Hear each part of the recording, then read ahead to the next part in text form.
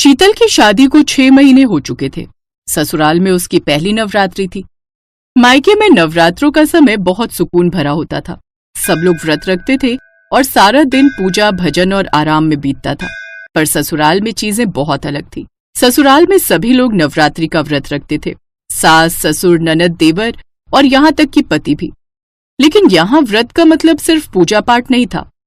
शीतल बहू, अगर पूजा कर ली है तो जल्दी से रसोई में लग जाओ। अभी थोड़ी देर में सब उठकर भूख भूख चिल्लाने लगेंगे। नवरात्रि के व्रत तो सबको रखने का शौक है, पर भूख यहाँ पर किसी से बर्दाश्त नहीं होती। अच्छा, तो यहाँ पर नवरात्रि व्रत सब रखते हैं? ये तो बहुत अच्छी बात है। मैं सबके लिए मखाने और काजू सेक देती हूँ। बहू, खाली मखाने और काजू से कुछ नहीं होगा। तुम्हें नवरात्रि का पूरा खाना बनाना होगा। सुबह सुबह नाश्ते में हमारे यहाँ कुट्टू, सिंघाड़े के आटे के पकौड़े, साबूदाने की खिचड़ी, साथ में खीरे का रायता और पुदीने हरी मिर्च की चटनी खाते हैं। जी, मैं अभी बना देती हूँ। शीतल ने सबके लिए कुट्टू, सिंघाड़े के आटे के पकौड़े तैयार किए, साथ में आलू की सब्जी भी बनाई। एक तरफ साबूदाने की खिचड़ी भी बना दी और साथ में जो जो उसकी सास ने बनाने के लिए कहा था वो सब शीतल ने बनाकर तैयार कर दिया। शीतल को लग रहा था कि उसके ससुराल वाले सुबह नाश्ते में पेट भरकर खा लेते हैं ताकि शाम के समय व्रत खोल सके। शीतल अभी सुबह नाश्ते में नवरात्रों का व्रत का खाना बनाकर रसोई से बाहर ही आई थी कि तभी उसकी ननद आकर बोली, भाभी, फलाहार में कुछ और बनाओ ना, कुछ मीठा हो जाए। एक काम करो, मखाने की खीर बना लो। अरे निखिल की माँ, मैं वो अमरूद और सेब लाया था, जरा वो काट कर दे दो। सुबह सुबह पकौड़े खाकर सारे मुंह में तेल तेल हो रहा है। थोड़ा फल खाऊंगा तो पेट को जो है ठंडक मिलेगी। शीतल बहू, एक काम करो, तुम खीर बनाने जा ही रही हो तो अपने ससुर जी के लिए फल भी काट दो। मैं थोड़ी देर सुस्ताने जा रही हूँ। सुबह सुबह इतना हैवी खा लो ना तो नींद बहुत आती है। अब क्या करे, व्रत भी रखना जरूरी है, वो भी तो नहीं छोड़ सकते। शीतल चुपचाप सुन रही थी और देख और समझ भी रही थी कि उसके ससुराल में नवरात्रों में व्रत का खाना ऐसे ही खाया जाता था। जीती रहो बहू, सदा खुश रहो। अरे उर्मिला जी, दुर्गा मंदिर में आज से कीर्तन प्रारंभ हो रहे हैं। नई बहू को भी यहाँ के मंदिर के कीर्तन में लेकर जरूर आना। इसी बहाने हम भी बहू के मुंह से एक भजन सुन लेंगे। बहू, आओगी ना? जी आंटी जी, मुझे तो वैसे भी नवरात्रि के पर्व पर भजन कीर्तन सुनने का भी और गाने का बहुत शौक है। मम्मी के घर तो हम घर पर कीर्तन करते ही थे। यही तो मौका होता है जब हम माँ दुर्गा की भक्ति में लीन होते हैं, उनकी पूजा करते हैं, उनमें ध्यान लगाते हैं। कितने अच्छे संस्कार हैं बहू के, बहुत अच्छी बात है। बहू, नवरात्रि में माँ दुर्गा का भजन कीर्तन करने से माँ दुर्गा बहुत प्रसन्न होती हैं। अच्छा उर्मिला, समय पर पहुंच जाना। हाँ हाँ, चिंता मत करो जानकी बहन, मैं और बहू दोनों कीर्तन में समय पर पहुंच जाएंगे। शाम के 4 बजे शीतल अपनी सास के साथ पड़ोस के दुर्गा मंदिर में कीर्तन में चली जाती है। पर कुछ देर बाद ही उसके मोबाइल पर घर से फोन बजने लगते हैं। हेलो शीतल भाभी, साबूदाने की खिचड़ी सारी खत्म हो गई थी क्या? रसोई में कहीं नजर नहीं आ रही। मैंने फ्रिज भी चेक कर लिया, बहुत तेज भूख लगी थी। हेलो, हाँ वो तो सुबह ही खत्म हो गई थी। बस हम थोड़ी देर में आ जाएंगे, फिर शाम का व्रत का खाना मैं बना दूंगी। आलू उबाल कर आई हूँ। हेलो कोमल, मुझे तुम्हारी आवाज नहीं आ रही है। हेलो। शीतल का फोन कट जाता है। अब उसके पति निखिल का फोन बजने लगता है। हेलो, हाँ शीतल, कहाँ पर हो? हेलो निखिल जी, मैं मम्मी के साथ दुर्गा मंदिर में कीर्तन में आई हूँ। बोलिए क्या हुआ? अरे मैं वो पूछ रहा था कि व्रत में पेठे की मिठाई खा लेते हैं ना? जी खा लेते हैं, और कुछ? नहीं, अरे वो ऑफिस के पास वाले मंदिर से प्रसाद मिला था तो मैंने सोचा तुमसे पूछ कर खा लूं। अरे बहू, अब फोन को छोड़कर 1-2 भजन भी गा दो। तुम तो कह रही थी कि तुम बहुत भजन गाती हो, पर तुम तो जब से आई हो तब से फोन में ही लगी हुई हो। शीतल बहू, फोन को बंद कर दो और एक भजन गा लो, नहीं तो ये सब शोर मचा देंगी। लगातार बजते फोनों की वजह से शीतल बहुत परेशान हो रही थी। खैर, उसने एक भजन दुर्गा माँ का गाया। सबको शीतल की आवाज बहुत सुंदर लगी। शीतल भी माता रानी के भजन गाकर बहुत खुश थी। कुछ देर बाद जब कीर्तन का भोग पड़ा तो शीतल घर पर पहुंची। मैं तो आलू की सब्जी बनाने के लिए आलू उबाल कर गई थी, पर सारे आलू कहाँ गए? भाभी, वो मैं जब सूखे आलू बना रही थी तो सब बोलने लगे कि हम भी खाएंगे। फिर मैंने सारे आलूओं की सूखी सब्जी बना ली, बस वही सबने खाई है। बहुत तेज भूख लगी हुई थी। सॉरी, आपको रात के खाने के लिए और आलू उबालने पड़ेंगे। मतलब रात के लिए अच्छा ठीक है, कोई नहीं, मैं उबाल लेती हूँ। उस रात शीतल काफी देर सोचती रही कि कुछ न कुछ तो उसको करना पड़ेगा, नहीं तो ऐसे तो सारे नवरात्रों में वो ससुराल वालों के लिए व्रत का खाना ही बनाती रह जाएगी। अगले दिन सुबह शीतल ने एक योजना बनाई। उसने सबके लिए एक बार में ढेर सारा खाना बना लिया।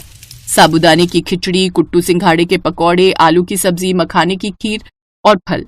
जब सब साथ खाने बैठे तो उसने कहा, ये सारा खाना पूरे दिन के लिए है, जो जब चाहे खा सकता है, लेकिन अब बार बार कुछ नया नहीं बनेगा। मैं पूजा के लिए मंदिर जा रही हूँ, अब शाम को ही व्रत का खाना बनाऊंगी। मुझे लगता है किसी को मेरी इस बात से कोई एतराज नहीं होना चाहिए। बहू, तुमने बिल्कुल सही किया। व्रत का असली मतलब यही है कि मन को संयमित रखना, ना कि बार बार खाने की फरमाइश करना।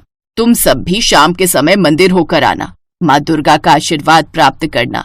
नवरात्रि में माँ दुर्गा की आराधना करने से वो हमें संयम और आत्मविश्वास प्रदान करती हैं। भाभी, मैं भी आपके साथ मंदिर चलूंगी। मैं तो भैया के साथ आऊंगा। अरे उर्मिला, एक काम क्यों नहीं करती? नवरात्रि के शुभ दिन चल रहे हैं, शीतल बहू की भी इस घर में पहली नवरात्रि है। क्यों ना हम घर में माता रानी का कीर्तन रखवाएं? कैसा रहेगा? विचार तो बहुत अच्छा है।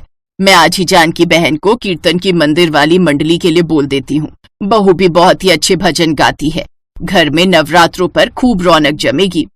मम्मी, कीर्तन में व्रत का खाना बनेगा ना? क्योंकि व्रत रखकर भूख बहुत लगती है। मेरा मतलब है, हम व्रत का फलाहारी भोजन। कोमल की बात सुनकर सब खूब जोर से हंसते हैं और पूरे घर में खुशियों का माहौल बन जाता है। हेमा माँ दुर्गा में बहुत विश्वास रखती थी। उसके घर में धन धान्य की कोई कमी नहीं थी, पर उसकी सास स्वभाव की बहुत कंजूस थी। वो अपने लिए तो जी खोलकर खर्च करती, पर कभी भी कोई दान पुण्य नहीं करती थी। अगर हेमा किसी को कुछ देने लगे तो उस पर चिल्ला पड़ती थी, सेब ले लो, सेब, मीठे मीठे लाल रसीले सेब ले लो। ओ सेब वाले भैया, ये सेब कैसे लगाए? हेमा बहू, ये हाथ में क्या है? माँ जी, वो मैंने अपने लिए 2 रोटी बनाई थी, पर मुझे भूख नहीं है, इसीलिए 1 रोटी इन बूढ़े बाबा को दे रही थी। वो बहुत भूखे दिखाई दे रहे हैं। चुपचाप रोटी को अंदर लेकर जाओ। आटा इतना सस्ता नहीं है जो भिखारियों को बांटते फिरो। अभी नहीं खानी तो रात में खा लेना गरम करके। पैसों की बचत करना सीखो। ये नहीं कि हमारा हाथ खुला हुआ है। हमारे पास अच्छे पैसे हैं तो हम उसको उजाड़ दें। ला भैया, 2 किलो सेब तोल दे। वैसे तू 100 रुपए महंगे लगा रहा है। चल कोई नहीं। ये लो अम्मा जी। कभी कभी हेमा का मन बहुत दुखी होता था, क्योंकि घर में पैसे होने के बावजूद भी वो किसी की सहायता नहीं कर पाती थी। माँ, आपको पता है आज एक नया ग्राहक जुड़ा है। बहुत अच्छी कमाई होगी इन सर्दियों के सीजन में। उस ग्राहक को हमारी फैक्ट्री के स्वेटर बहुत पसंद आए हैं। ये तो बहुत बढ़िया बात है सुमित बेटा। बस तू ऐसे ही खूब पैसे कमाता जा। घर में पैसे जुड़े होते हैं तो किसी बात की कोई परेशानी नहीं होती। बस काम अच्छा चलता रहना चाहिए। सुमित का काम अच्छा चल रहा था, कमाई भी बहुत अच्छी हो रही थी। एक दिन हेमा की सास आंगन में बैठी अपने पर्स में से नोट गिन रही थी, पर वो बार बार गिनती भूल जाती। एक साधु बाबा द्वार पर बहुत देर से खड़े भिक्षा मांग रहे थे। ये नोट गिनते गिनते तंग आ गई हूँ। ये नोट है या मुसीबत? गिनती ही ठीक नहीं हो रही। ज्यादा पैसा होना भी मुसीबत ही है। माई, बाबा को कुछ दे दो, बहुत भूख लगी है। अरे बाबा, मैं पहले ही इन रुपयों से परेशान हूँ, ऊपर से तुम परेशान कर रहे हो। जब तक ये नोट मेरे हाथ में है तुम्हें कुछ नहीं मिलेगा। जाओ यहाँ से। तुम पैसों से इतनी परेशान हो कि एक भूखे को भोजन देने का भी समय नहीं है। माई, अगर तुम इन रुपयों से इतनी ही परेशान हो तो ईश्वर करे तुम्हारी ये परेशानी जल्दी दूर हो जाए। फिर तुम किसी भूखे को खाली हाथ मत लौटाना। हेमा की सास का ध्यान अभी भी नोट गिनने में ही था। वो गुस्से से झुंझला रही थी और उसने देखा कि जब वो नोट नहीं गिन पा रही है, इतनी देर में साधु बाबा भी भूखे द्वार से लौट चुके थे। हेमा उस समय घर पर नहीं थी, उसे इस बारे में कुछ भी नहीं पता था। सुमित शाम को घर लौटता है तो उसका मन उदास था। क्या हुआ? आप बहुत परेशान दिखाई दे रहे हो। मैंने बताया था ना, जो नया ग्राहक जुड़ा है, जिसने फैक्ट्री में स्वेटर का ऑर्डर लिखवाया था, अचानक उसने मना कर दिया है। मेरा बहुत नुकसान हो गया। मैंने तो माल बनवाना शुरू भी कर दिया था, पर उस ग्राहक को विदेश जाना पड़ा। आज ही उसका फोन आया है, वो माल बनवाने को मना कर रहा है। कोई बात नहीं, आप परेशान मत हो, सब ठीक हो जाएगा। ये नहीं तो कोई और ग्राहक आ जाएगा। आप बैठो, मैं खाना लगाती हूँ। पर ऐसा नहीं हुआ। सुमित की फैक्ट्री में माल पड़ा रहा, पर एक भी ग्राहक ने माल नहीं खरीदा। धीरे धीरे सुमित का सारा काम ठप हो गया और वो कर्जे में डूब गया। घर में पैसों की तंगी आ गई। हेमा और उसकी सास दोनों के सारे गहने बिक गए। मकान गिरवी रखना पड़ा। फैक्ट्री को ताला लग गया और वो लोग बहुत गरीब हो गए।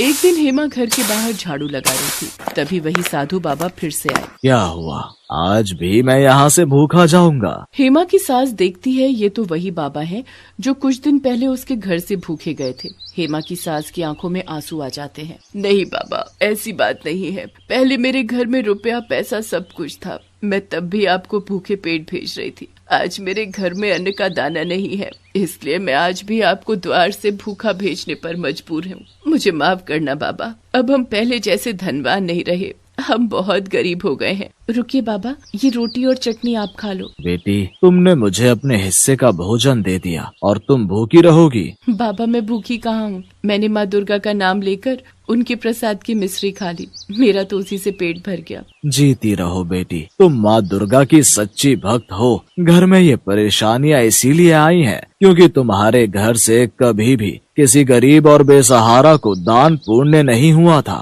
तुम माँ दुर्गा के नवरात्रि व्रत धारण करो, माँ दुर्गा से भूल के लिए क्षमा मांगो, भूखों को भोजन खिलाओ, प्यासे को पानी पिलाओ। देखना, तुम्हारे घर की स्थिति पहले जैसी खुशहाल हो जाएगी। ठीक है बाबा, मैं माँ दुर्गा के नाम के नवरात्रि व्रत अवश्य रखूंगी। और फिर साधु बाबा के कहने पर हेमा ने विधि पूर्वक सच्चे मन से माँ दुर्गा के नवरात्रि व्रत रखने शुरू किए। वो माँ दुर्गा के नाम की जोत जगाती थी, घर में उनका कीर्तन और भजन करती थी, जिसमें उसकी सास और पति सुमित भी साथ देते थे। हेमा ने अभी 3 व्रत ही समाप्त किए थे कि सुमित खुशी से घर लौट कर आता है। माँ, जानती हो, मुझे स्वेटर और टी शर्ट का एक बहुत बड़ा ऑर्डर मिला है। दिसंबर तक मुझे ऑर्डर तैयार करना है, बहुत जल्दी काम करना होगा। कस्टमर ने मुझे माल बनाने के एडवांस में रुपए भी दे दिए हैं। तू सच कह रहा है बेटा? हेमा बहू, ये सब तेरे द्वारा रखे गए माँ दुर्गा के नाम के नवरात्रि व्रत और पूजा का ही प्रभाव है, जो आज सुमित को इतना बड़ा ऑर्डर मिला है। जय माँ दुर्गा। और माँ दुर्गा के आशीर्वाद से हेमा के परिवार की खुशियाँ फिर से लौट आती हैं। सुमित का काम फिर से ठीक हो जाता है। अब हेमा की सास भी दान पुण्य करने के लिए मना नहीं करती थी, बल्कि खुद अपने हाथों से गरीबों को दान देती थी। हेमा के परिवार की आर्थिक स्थिति अब बहुत अच्छी हो गई थी, इसलिए वो नियम अनुसार नवरात्रि पर्वाने पर रामनवमी के दिन दुर्गा मंदिर में भंडारा करवाने लगी। कुछ समय बाद माँ दुर्गा की कृपा से हेमा के घर 2 बच्चों का जन्म हुआ। बेटा बेटी के जन्म के बाद माँ दुर्गा के आशीर्वाद से हेमा के जीवन में संपूर्ण